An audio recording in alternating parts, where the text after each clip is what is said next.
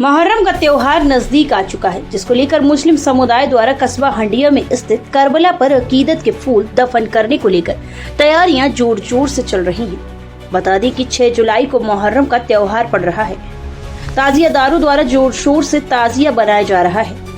यौम आसूरा यानी मुहर्रम के दिन अकीदतमंद यानी हुसैन की सदाओं के साथ ताजिया लेकर करबला तक पहुँचते हैं, जहां पर शाम को करबला में अकीदत के फूल दफनाए जाते हैं, जिसकी तैयारियां जोर शोर से चल रही हैं।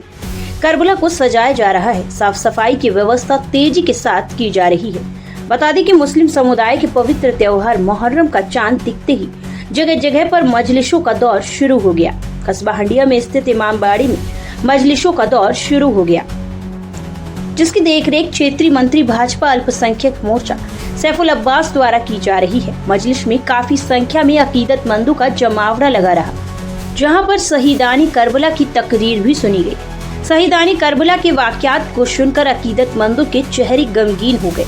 हर तरफ से या हुसैन की सदाएं बुलंद होती रही। मुहर्रम की पहली तारीख को हंडिया के इमामबाड़ी की मजलिस में मौलाना अम्मार जैदी ने अकीदतमंदों को शहीदानी करबला के वाकयात को खिताब किया।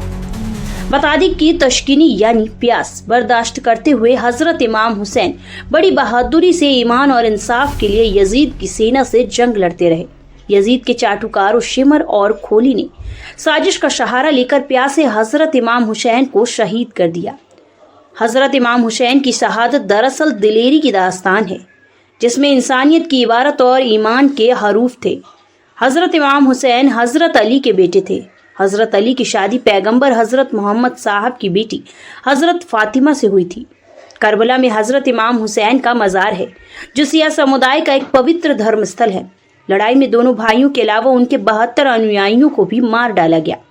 दूसरी ओर मुहर्रम त्योहार को सकुशल संपन्न कराने के लिए पुलिस प्रशासन पूरी तरह से मुस्तैद होकर अपनी अहम भूमिका निभा रही है। प्रयागराज से इसरार अहमद की खास रिपोर्ट। मुहर्रम का त्यौहार बिल्कुल नज़दीक आ चुका है। आज 8वीं मुहर्रम की तारीख है। लगातार मजलिसों का दौर चालू रहा है, उसको लेकर आप क्या कहेंगे? लगातार मजलिसों का दौर शुरू है। जुलूस भी बरामद हो रहे हैं इमाम बारगाहों से। और आज मुहर्रम की 8 तारीख है, तो अब तो 10 तारीख भी करीब है, इसलिए ताज़ियादार भी अपनी ताज़ियाओं को तैयार करने में तेज़ी से जुटे हुए हैं अपनी टीम के साथ में। और बाकी जहाँ पे इमाम बारगाहों से जो जुलूस बरामद होते हैं, निकलते हैं, वो लोग भी अपनी तैयारियों में हैं।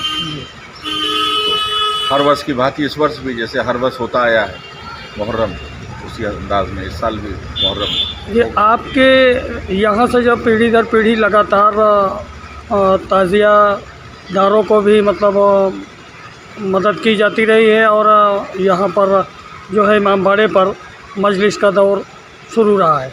अब आपको जिम्मेदारी मिली है, तो करबला तक ले जाने के लिए और करबला पर अकीदत के फूल दफन करने के लिए उसकी जिम्मेदारी आपको, क्या कहेंगे उसको लेकर के आप? हर वर्ष की भांति इस वर्ष भी ताज़ियादार अपने अकीदत के साथ में ताज़िया को अपने कदीमी रास्ते से लेकर के मुहर्रम मैदान पहुंचेंगे, और मुहर्रम मैदान से फिर होकर के और अपने कदीमी रास्ते से वो करबला पहुंचेंगे। वहां पर पहुंच करके सेहरा दफन करके फातिहा खानी करके वहां से फिर ये यौम आसूरा के दिन हज़रत इमाम हुसैन के शान में जो है यहाँ पर ताज़ियादार ताज़िया निकालते हैं। कुल 72 शहीद हुए थे, उनको लेकर के आप क्या कहेंगे? देखिए, दास्तान बड़ी लंबी है। और इमाम हुसैन अलैहिस्सलाम ने जो शहादत दी अपने 72 साथियों के साथ, वो इंसानियत की बका के लिए दी है, ये पूरी दुनिया जानती है। और इमाम हुसैन अलैहिस्सलाम का वाक़या ऐसा है कि चंद मिनटों में बयान नहीं किया जा सकता। बस यही कहूँगा कि जो भी उनकी शहादत का मतलब रहा है, वो इंसानियत की बका के लिए, कि दुनिया में इंसानियत बाकी रहे और शैतानियत का पतन हो। शैतानियत का पतन करने के लिए, इंसानियत को जीत दिलाने के लिए उन्होंने शहादत दी।